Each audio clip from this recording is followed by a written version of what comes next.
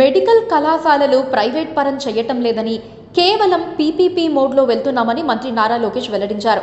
సోమవారం అసెంబ్లీలోని తన ఛాంబర్లో మీడియాతో నిర్వహించిన చిట్చాట్లో మంత్రి మాట్లాడుతూ రోడ్లు కూడా అదే విధానంలో చేస్తున్నామని అన్నారు. పులివెందులలో జగన్ కనీసం కాలేజీ కట్టలేదన్నారు.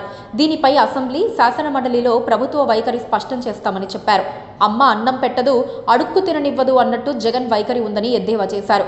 1994లో చంద్రబాబు కాంగ్రెస్ వారి మాట వినుంటే స్టేట్లో ఇన్ని ఇంజనీరింగ్ కళాశాలలు వచ్చేవా అని ప్రశ్నించారు. అదే విజనరీకి ఉన్న తేడా అని అన్నారు. విశాఖకు త్వరలో టీసీఎస్ వస్తుందని, ఇప్పటికే టీసీఎస్లో రిక్రూట్మెంట్ ప్రారంభమైందని తెలిపారు. జీఎస్టీ కొత్త విధానం వల్ల ప్రజల కొనుగోలు శక్తి పెరుగుతుందని, దీని ద్వారా సొసైటీలోకి డబ్బు వస్తుందన్నారు. అలాగే ఆర్థిక పురోగతి ఉంటుందని, ఫలితంగా పన్ను చెల్లింపు కూడా ఉంటుందని వెల్లడించారు.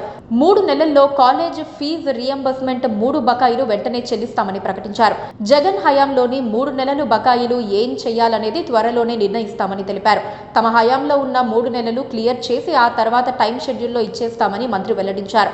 ప్రతి విద్యా సంవత్సరం ప్రారంభంలో డిఎస్సి ఉంటుందని ప్రకటించారు.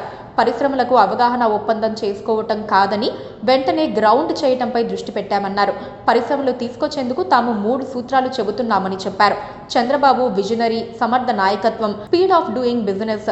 చంద్రబాబు బ్రాండ్ ఇమేజ్లను తాము విదేశాల్లో చెబుతున్నామన్నారు మంత్రి. టీసీఎస్కు మిలీనియం బ్లాక్లో ఇచ్చామని, మిగతా కంపెనీలకు తాము అలానే ఇస్తున్నామని తెలిపారు.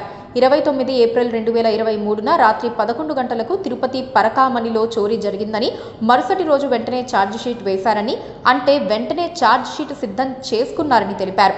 పైగా ఇంత పెద్ద నేరానికి 41 సిఆర్పిసి నోటీస్ ఇచ్చారన్నారు. ఇప్పుడు దేవుడే బయటకు తీశారని అన్నారు. పరకామణి చోరీపై త్వరలో సిట్ విచారణకు నియమిస్తామని వెల్లడించారు. పరకామణి చోరీ దొంగలను దేవుడు కూడా వదలలేదని, అందుకనే బయటకు వచ్చిందన్నారు. అసలు తిరుమల ప్రసాదం లడ్డూ తయారీలో కల్తీ నెయ్యి వాడటం ఏంటి? అసలు నెయ్యిలో నెయ్యే లేదని తేల్చారని మంత్రి నారా లోకేష్ పేర్కొన్నారు. Please subscribe to